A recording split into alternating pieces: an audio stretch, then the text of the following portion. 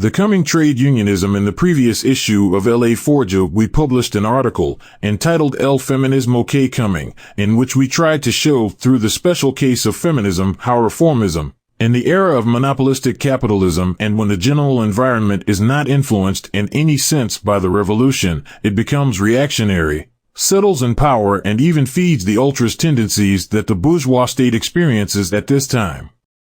The intention of that article is to initiate the criticism of reformism from the theoretical positions of communism in order to delineate the fields of revolution and counter-revolution, an essential task for the reconstitution.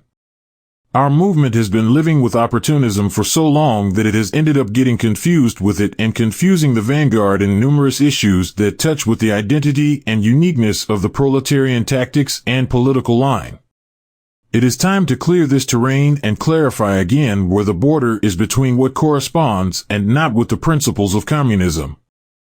The main thesis we defend is that, unlike perhaps the 19th century, the development of the revolution from reformism is not feasible. The jump by accumulation of the reform to the revolution is not possible. Predominant tactic among the vanguard and adopted with the crude excuse of the accumulation of forces. The current stage of the evolution of capitalism, the high degree of historical development achieved by the class struggle of the proletariat and the absence of any favorable revolutionary context, make it impossible to build a revolutionary movement from the elevation of the resistance struggle of the masses. This struggle can only be incorporated into a revolutionary movement that, no matter how incipient, previously exists. This issue is of vital importance for the revolutionary tactic of the proletariat, since its solution will indicate what will be the starting point that the vanguard will take to address the tasks of the revolution. In fact, the different vanguard detachments can, as it is, coincide in the short-term strategic objectives of the communist movement, such as the construction of the Communist Party, but move away by adopting totally antagonistic perspectives on the path that must be traveled to achieve those objectives, depending on the position adopted in relation to that issue. For us, of course, and as we have already reiterated on successive occasions, it is not possible to reach a correct perspective in this regard without first having resolved the October cycle balance. However, this does not take away so that every spirit free of prejudice, applying the scientific method of historical materialism to the current reality of the classes and the class struggle, can capture some almost obvious manifestations of that tendency, and although it is not allowed to understand the complete nature of its causes, yes, at least, to prevent itself against any seemingly unquestionable political model, no matter how sanctioned it seems to be by tradition, in any case, failed. The current labor movement, practically reduced to trade unionism, is an exemplary example of that phenomenon of transformation of the character of the reformist social movements and the systematic tendency to their instrumentalization by the ruling class. This fact is in the public domain. The masses already perceive it, and only a certain vanguard resists opening their eyes to the truth, still trusting to make the union a revolutionary organism.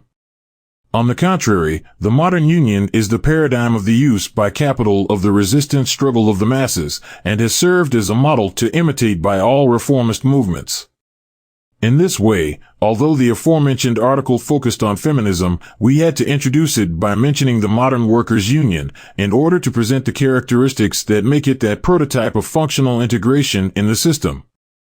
However, in that brief introduction, we limit ourselves to the formal aspect of trade unionism, its relationship with the legal institutional framework of the bourgeois state.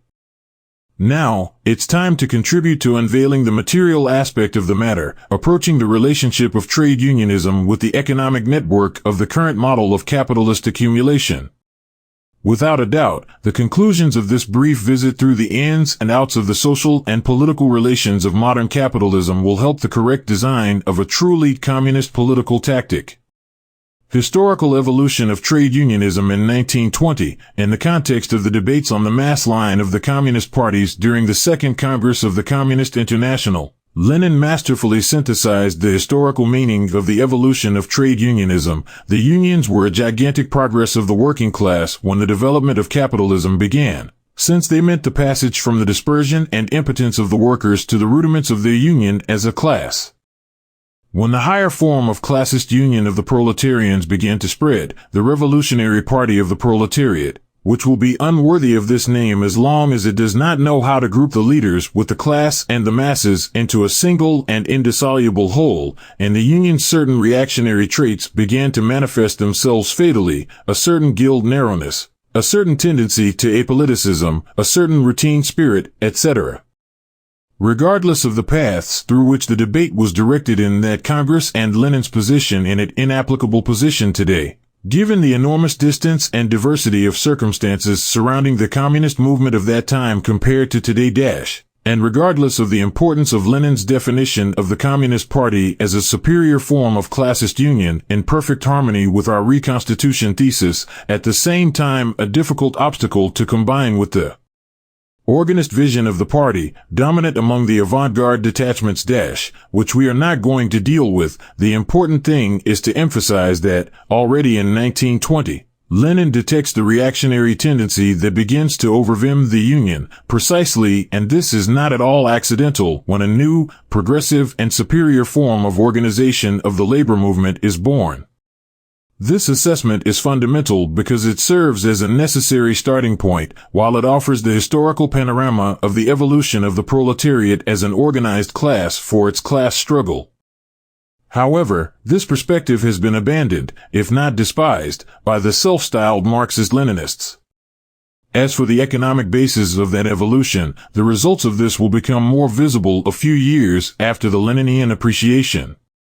The socialization of the productive forces reached such a degree after the Second World War that the monopoly was no longer enough to solve the contradictions generated by the market. The monopolistic state became necessary. The direct involvement of the bourgeois state in the management of the interests of the capitalist class and in the regulation of the system of capitalist relations of production erected a model of accumulation based on state monopoly capitalism, which, in turn, brought the Union by the hand as a co-manager. And the involvement of the Union in the co-management of the interests of the capitalist class implied the entry of a privileged sector of the proletariat, the workers' aristocracy, into the block of alliances of the great financial capital, on the one hand, and, on the other, implied the conversion of the Union into an appendix of the state apparatus. This phenomenon carries certain consequences that, not because they are very obvious, went unnoticed at the time. First of all, the post-war social scenario, the correlation of forces between the classes between 1950 and 1975, allows to break down a myth that was a key piece of the revolutionary paradigm in force throughout the October cycle, according to which, the working class could only access power as a revolutionary class. This presumption was based on the economicist spontaneistic thesis of the revolutionary character of the given proletariat, not by his socialist or communist consciousness, but by his mode of existence, by the immediate reflection in his consciousness of the position he occupies in the production process and of the existing opposition between his interests and those of capital. The participation, in the imperialist countries, of a fraction of the proletariat of broad social base, in many cases the majority, in the system of power relations was a consequence of the place occupied by those countries in the international network of economic relations and the pact, signed by those sectors of the working class with capital to share the fruits of the imperialist exploitation of the oppressed countries. The reflection in the consciousness of the workers of that economic position they occupied did not prevent the pact, but, on the contrary, it was a boost for the reformist influence of social democracy among the masses, conformists of fairly good degree. Consequently, the proletariat entered the stage of history for the first time as a reactionary ruling class. No better time to remember the opportunity, the success, and the nothing superfluous qualifying added by Marx to the working class power when he defined it, in his critique of the Gotha program, as a revolutionary dictatorship. And that at that time no one thought that the proletariat could come to power in other conditions and with a program different from the revolution. Decades later, however, although the Marxist thesis that the proletariat is the last social class in history and that a new class cannot emerge from it, it was necessary to nuance since, under certain conditions, The worker in power could become or assimilate himself into some kind of the old classes. At the same time, all the consequences of the fact confirmed by Lenin of the historical split of the two-wing labor movement were evident in all its crudeness. All this will naturally lead to the bankruptcy of other political theses that social democracy and revisionism sustain thanks to the decoy of the conquest of power by the workers. The program of extension of the public economy that, together with social policies, was applied predominantly during the post-war period under the auspices of the political codominance of the hard-necked worker, allowed and allows even more today to refute, in the same way, another old opinion, also enforced throughout the revolutionary cycle and applied by both social democrats and Trotskists, Stalinists and revisionists, which equated the statization of the economy with socialization of the economy, or, what is the same, that presumed enough the appropriation of the means of production by the state to talk about socialism, hence the peaceful way to the socialism of social democracy and of Eurocommunism. Hence the eager search by the Soviets for the hegemony of state ownership over other economic forms, hegemony that would guarantee, according to them, the entire socialist society, all the more so if the working class participated in the governmental configuration of that political power through its left-wing parties. History has demonstrated in a meridianly clear way the falsity of the thesis of socialism as a conjunction of the political ownership of the power of the state and the legal ownership of the means of production. The correlation of this refutation supposes the bankruptcy of the economicist, vulgar materialistic point of view of Marxism, according to which the appropriation of the means of production will bring with it the control of society by the masses. The dominance of metaphysical thought in the vanguard of the labor movement allowed it to end up dominating the mechanistic logic that supplanted all the work of conscious revolutionization of all social relations, a task that gives meaning to the dictatorship of the proletariat by the vain hope that the change of property relations on the economic base would lead to the change of relations in the rest of the social spheres. It is not surprising that all the workers' parties ended up eliminating, sooner or later or never accepting the dictatorship of the proletariat from their propaganda and its political programs, since the main instrument of the conscious revolutionary action of the masses is superfluous when the socialization of the economy is expected to bring the socialist consciousness of the majority. Class character of modern trade unionism. This counter-revolutionary ideology was, in short, the expression of the reactionary position achieved with the political codominance of important sectors of the working class in the imperialist countries. On the occasion of the Irish question, Engels had already warned of the disastrous consequences that for the revolutionary class struggle of the proletariat could entail the fact that the laborious masses were located in the context of international economic relations, as part of the colonialist nation. The English colonial monopoly, which generated this situation with respect to the vast majority of the country's proletariat, was transformed into an oligopoly in the imperialist era, and affected the subsidiary classes of several nations. The phenomenon manifested itself in the form of crystallization of a layer of workers' aristocracy above the mass of workers. The classic thesis, elaborated by the Comintern, said that this privileged minority fraction was the one that constituted the social basis of social democracy and reformism, and that, at the same time that it behaved according to interests of the petty bourgeois class, it acted as an agent of the bourgeoisie within the labor movement. This reasoning allowed to assume that the concretization of the historical phenomenon of the division of the labor movement was verified within the Workers' Party and, much more accentuated, of the Union, and not in the general scope of the class, in the form of opposition between elite and workers' mass, of contradiction between the petty bourgeois spirit and true consciousness of the proletarian class, and not between the revolutionary mass workers' movement and the reactionary mass labor movement, regardless of their organizational forms. In this way, the conditions were created for the theory of conspiracy or the betrayal of that privileged layer with respect to the true interests of the masses.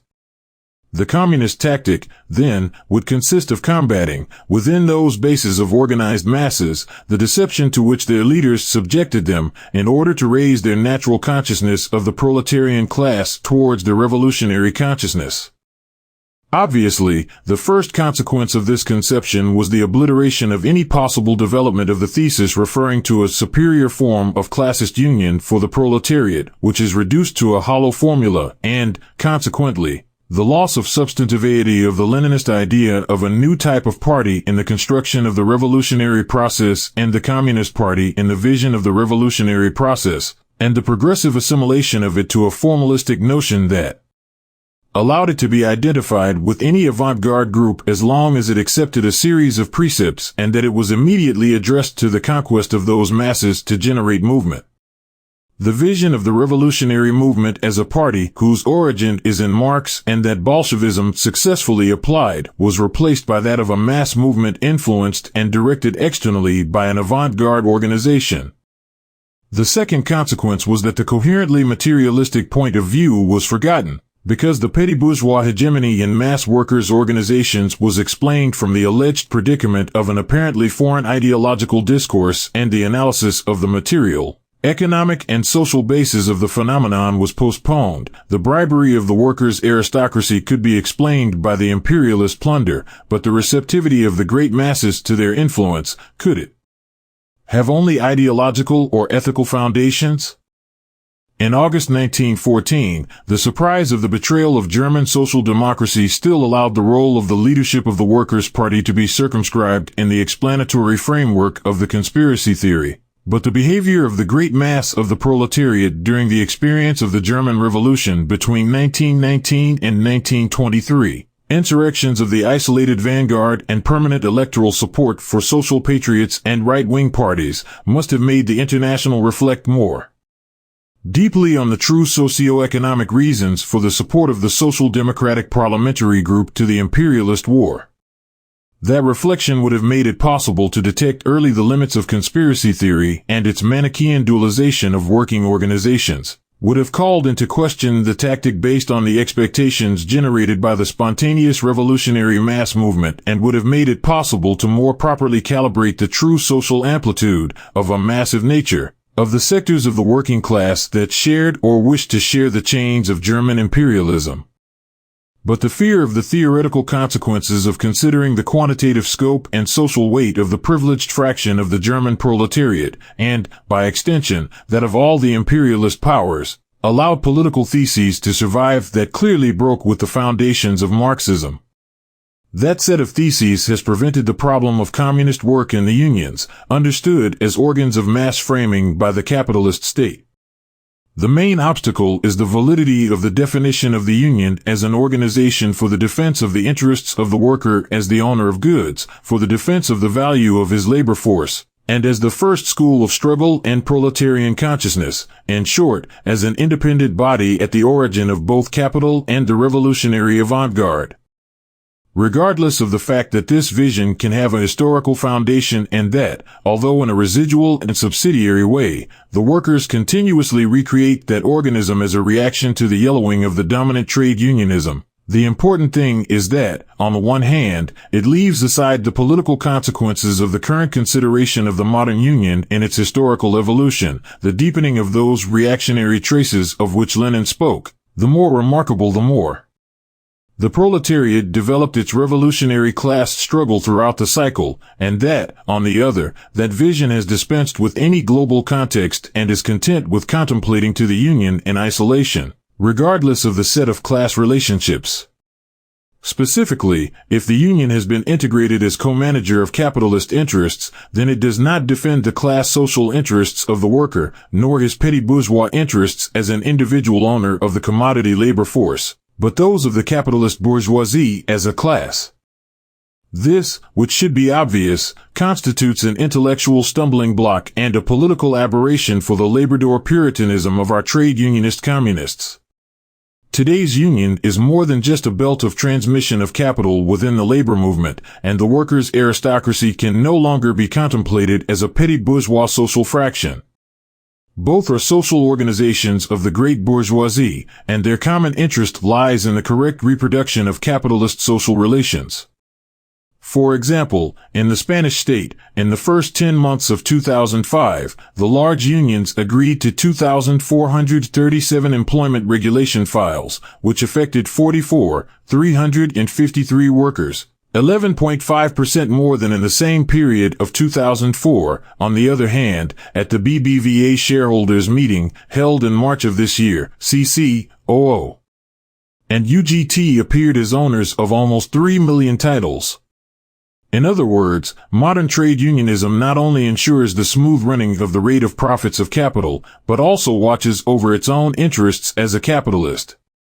The increasingly vigorous intertwining between the workers' aristocracy and the state has turned the union into more than just a co-principle of capital, it has made it a capitalist partner.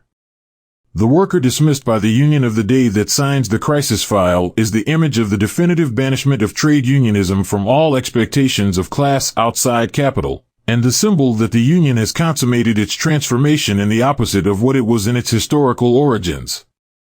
The designers of trade union strategies have become authentic cadres of capital, who swear the variables and economic factors, including the active labor mass and the mass of unemployment, as true businessmen, always attending to the point of view of the needs of capitalist accumulation. The old class unionism is residual or marginalized, waiting, perhaps, to grow in the only direction that the class relations of mature capitalism allow, the integration into the apparatus of reproduction of the relations of economic, political, and ideological domination of capital. The old trade unionism has gone doing history, and its reconstitution is impossible. The attempts in this sense are reactionary because they have not understood the consequences of the evolution of trade unionism as a particular instrument of the proletarian class struggle, nor have they assimilated the achievements of the general development achieved by the historical experience of that struggle, at the same time that they intend to recover a supposed platform from which to build an entelequia of independent workers' movement. But the union does not generate a pure worker ideology, nor a petty bourgeois ideology from whose duality, petty bourgeois equals worker plus owner, a revolutionary practical activity can be justified, based on educating the working part of the workers' consciousness. The union only generates bourgeois class consciousness, and it is only possible to fight it from the communist consciousness and from the Communist Party. There are no third ways to the Marta Harnecker. There is no natural evolution from trade unionism to communism, nor from the working class consciousness to the revolutionary consciousness. Communism is the only revolutionary expression and the only truly proletarian form of consciousness, contrary to the bourgeois form that the worker spontaneously reproduces. The proletariat either joins the revolution with the Communist Party or joins the reaction from one of its mass organizations, such as the Union. There is no possible alternative. The ruling elites of the unions are not deceitful. In general, they represent the privileged layer of workers' aristocracy, which is not limited to a bureaucratic elite, but has the character of masses, precisely of the masses that frame those unions and the others on which they exercise their influence. At the same time, the ideology of those elites corresponds to that of the social base it represents, and the character of this ideology is not petty bourgeois, but fully bourgeois, because it responds to the interests and needs of capital, of its cycle of reproduction on an international scale, and those of its state and its system of legitimation. The link of the working class aristocracy with imperialism was demonstrated with the invasion of Iraq in 2003. The passivity of the large unions, only CGT called for the general strike, which was a minority, and UGT limited itself to requesting a ridiculous 2-hour strike, which reflected a factual support for interventionism, in the context of the large mass mobilizations led by other organizations and by other classes in the Spanish state, demonstrated the true role of modern trade unionism. The tactics of the communists towards the unions, today the insistence on the part of an important sector of the avant-garde on going to the masses, to the union immediately, in order to revitalize true unionism, class unionism, as the appropriate means to build the instruments, the class union, the revolutionary party, etc., and the revolutionary movement, leads only to the reissue of the errors of the Three International, which exaggerated the opposition between trade union leadership and workers' bases and despised the aspect of unity between the two, and shows only the lack of a Marxist analysis and the eagerness to repeat stereotypes and copy formulas spent. We do not deny the need for the communists to conquer the masses of the unions, or for the communists to go to the unions, to the extent that they have masses, because let's not forget that, as part of the state apparatus, the union's relationship with the masses is less and less a militant link and increasingly a bureaucratic subject, but on condition of the previous reconstitution of the revolutionary movement of the Communist Party. History has shown that communist activity in the unions only bears fruit if it is carried out from the superior form of classist union of the proletarians.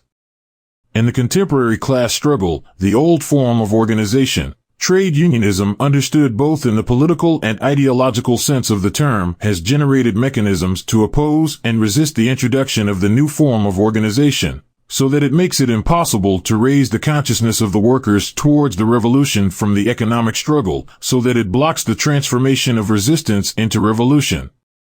Only mentalities outside the dialectical can refuse to understand this truth. The crisis of the accumulation model based on the monopolistic state that capitalism suffered in the early 70s, and that forced a process of restructuring in the terms of neoliberalism that still persists today, led and entails strong pressure on important well-to-do sectors of the working class of the imperialist countries, which forced them to reject official trade unionism and to seek new autonomous formulas for the organization and defense of their economic positions. But these experiences, based on spontaneity and on the recovery of assembly and pro-union models, failed because they ended up drifting into terrorism or falling into traditional trade unionism, demonstrating once again the limits of any political project that intends to be built from the old postulate of the economic union of the workers and from their spontaneous bourgeois conscience. In fact, if we were to ask ourselves about the origin of that postulate and the tactic that the revolutionary subject hopes to build from the old form of classist union, we would not find the answer, of course, in Marxism. Rather, in his revisionist interpretation. When, in the debates of the ITA on the value of trade unions, Marx defines his position, in a famous passage so often cited, he says that, if in their daily conflicts with capital gave in cowardly, they would undoubtedly disqualify themselves to undertake larger movements. And that, in its struggle of resistance, the working class, it must not, therefore, surrender entirely to this inevitable guerrilla war, continuously caused by the incessant abuses of capital or by the fluctuations of the market.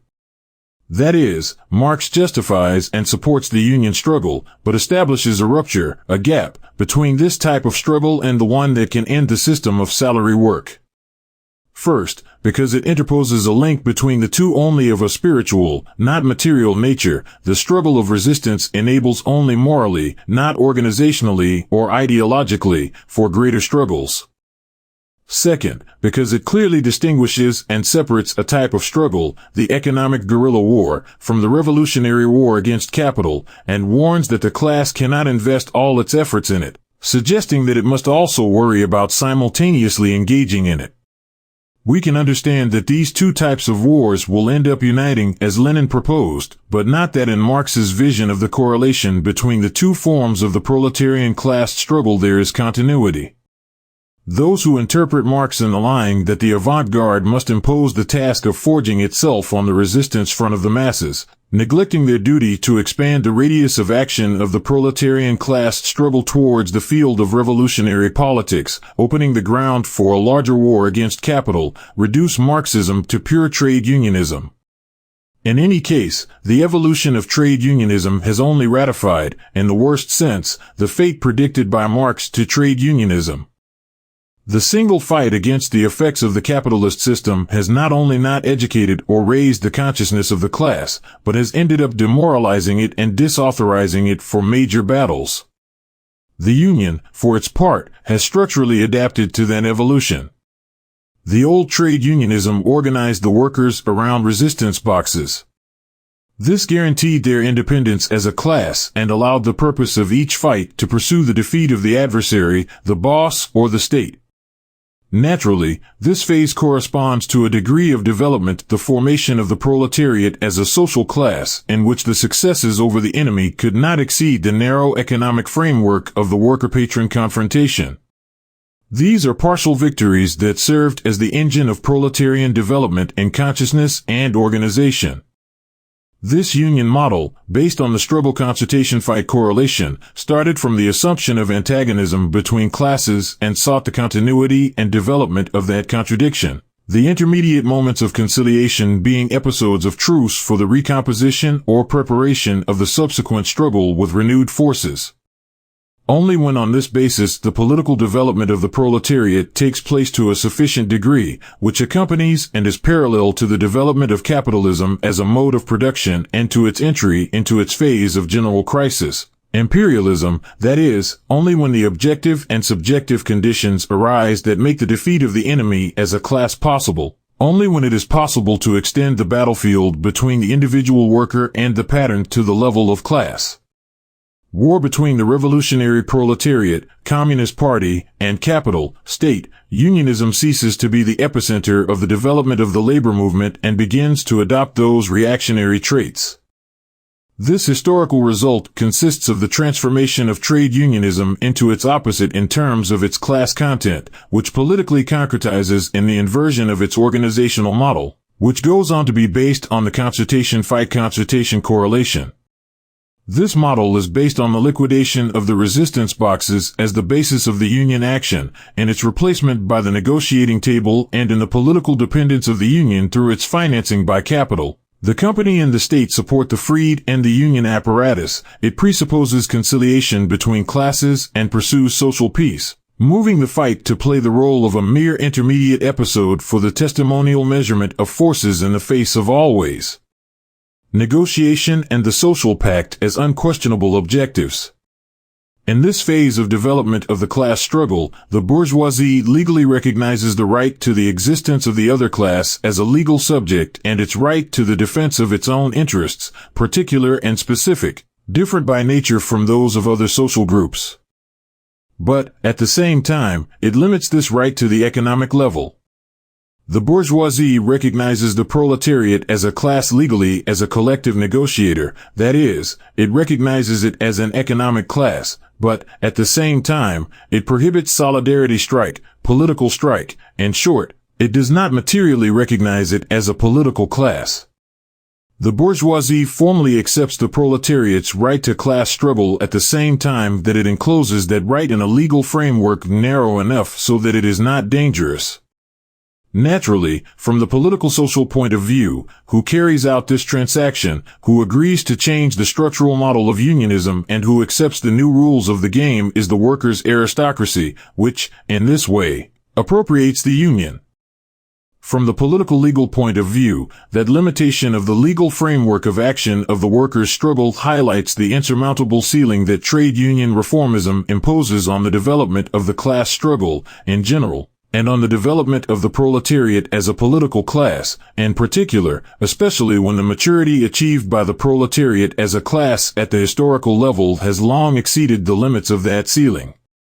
For this reason, at present, the development of the proletariat as a political class is only possible as a revolutionary class, that is, from outside that legality and from outside its economic movement, of its reformist movement, which is the reflection in political terms of its restricted status as an economic class. And for this reason, the return of the communists to trade unionism as the epicenter of the political development of the working class means taking a gigantic step back. It is a reactionary project that only expresses nostalgia for the past or that highlights the hidden desire to postpone the confrontation of the proletariat with capital in terms of revolutionary war. It is in these terms that we reject the unionist mass line, the slogan of going immediately to the unions to win over the masses in the face of the opportunism of their directions. We do not abandon the unions for reactionary, as Lenin reproached the left wing of the Comintern during his two Congress, but for the reasons set out, which are enclosed in the following three conclusions. First, because the present stage of construction of the communist movement requires conquering the vanguard and still not the masses. Second, because the union has become one more organ of mass framing by the capitalist state, And in this, something fundamental from the point of view of the communist mass line, it does not differ at all from other organizations, from NGOs to the neighborhood associations, passing, why not,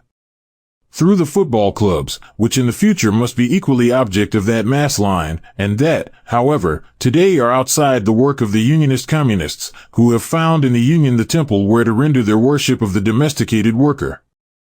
And third, because the tendency to privilege the union as an object of communist mass work involves granting a special status to the labor sphere from which it is articulated, it means focusing that work on the sphere of production, precisely the sphere from which capital overdetermines the organization and existence of the working class, subordinating it to the needs of its economic cycle, involves reducing the working class to its merely productive facet and capitalism exclusively to its economic structure, when capitalist social relations, in reality, encompass the totality of social life, including distribution, consumption, and the various aspects of the superstructure, and that totality is concentrated on the political level. The productivist perspective is at the base of that economicist tendency of some communists and their unionist deviation. Our objective is, therefore, to combat this trend, fundamentally because it leads to the error of absolutizing the communist mass line, by establishing that it must always address the large masses, regardless of the stage of development of the communist movement and the state in which the avant-garde is located, and it also leads to the error of absolutizing the concept of the masses, identifying it with the industrial proletariat, with the worker in his facet of producer, and the scope of application of the mass line, limiting it to the work center. We fight, in short, the economicist reductionism to which the false unionist communists want to submit the revolutionary work. Conscious workers must be wary against the coming trade unionism, especially if it comes from speeches wrapped in Marxist talk.